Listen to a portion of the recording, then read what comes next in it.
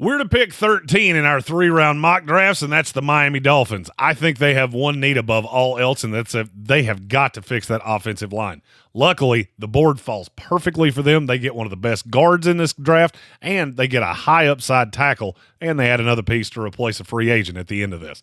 Stay tuned to find out all these players for the Miami Dolphins. I'm Jeremy Green of NFLDraft.net and ESPN Radio Asheville, and this is a 3-round mock draft for the Miami Dolphins.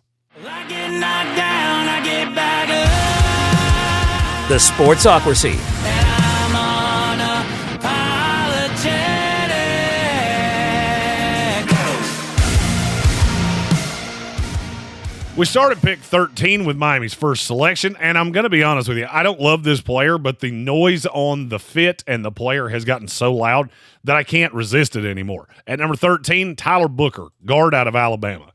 I have heard that he is the Will Anderson of that defense, or of that offense, to what Will Anderson was to the defense, just a team leader. I've heard it 1,000 times. Here's the problem. He's not a very good run blocker, and he's a good pass blocker. I just don't really see him as this elite guard. I'll be really honest with you. If you told me we flipped these two picks, I would be perfectly happy with it. That you get Booker with the second round pick, and you get in the second round with the first round pick. I would be totally fine with that. I think Booker is a good, not great guard. I really liked the LSU tape. Everything else just kind of left me wanting more. Now, where I think a lot of prognosticators are getting deeper with Booker is that he's not really a lineman that I don't think it benefits him to have a running quarterback back behind him. And that's something that I noticed over time at Alabama, that with Jalen Milroe, he just couldn't hold up. I don't love him. I think he's a good, solid starting guard, but I just don't think he's anything special. I don't think he's as good as Robert Hunt was, who they allowed to leave a year ago. But it seems like everybody in the business that knows anybody is putting Tyler Booker right here. So, number 13, Tyler Booker to the Miami Dolphins. Now, if you're going, well, why would I watch the rest of this? Because you've already dinged our first-round pick. Well, because I absolutely love the second-round pick. Pick number 48, Josh Conerly, offensive tackle out of Oregon. I saw this kid up close and personal at the Senior Bowl, and I absolutely loved him. I get that he got dominated by Mike Green on one play. That was one play where he was playing right tackle, which he has never done before. And Mike Green knew that. He told us that in the press bowl afterwards.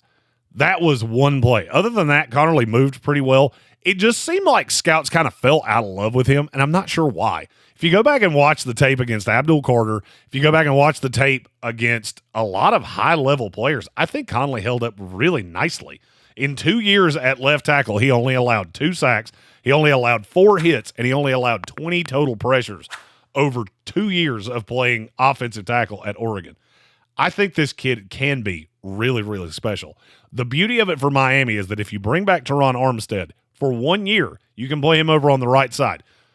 Cross-train him to play on the right, and then move him over to the left, much like the division rival New York Jets did with Olafashinu last year. I think that's a great way to bring along a tackle, especially one that's as raw as Conerly. He's only been a tackle for 3 years. He came to Oregon as a running back.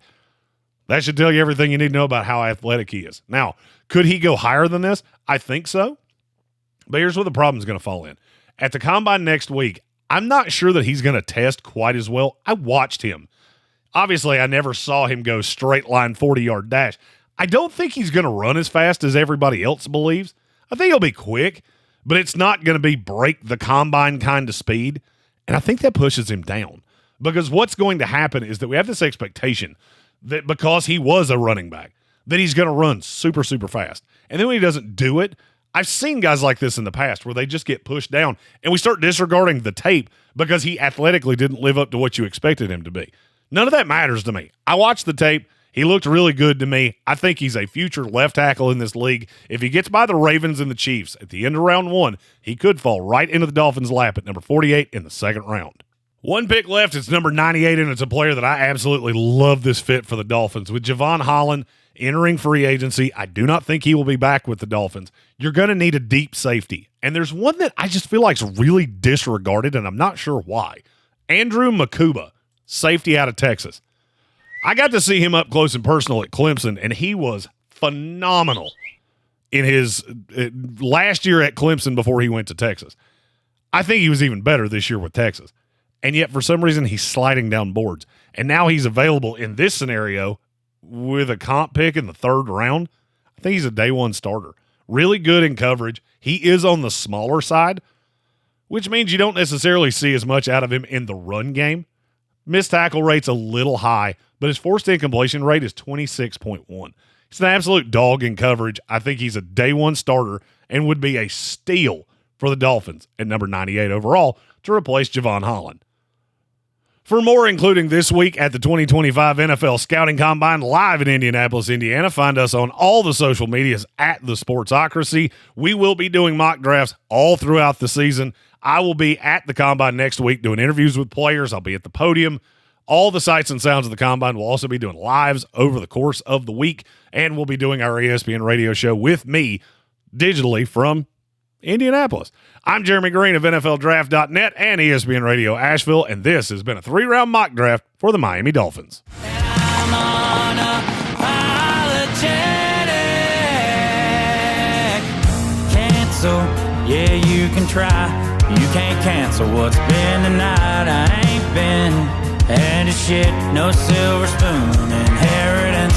Tired of trying to be what other people want me to be. And now you get what you see.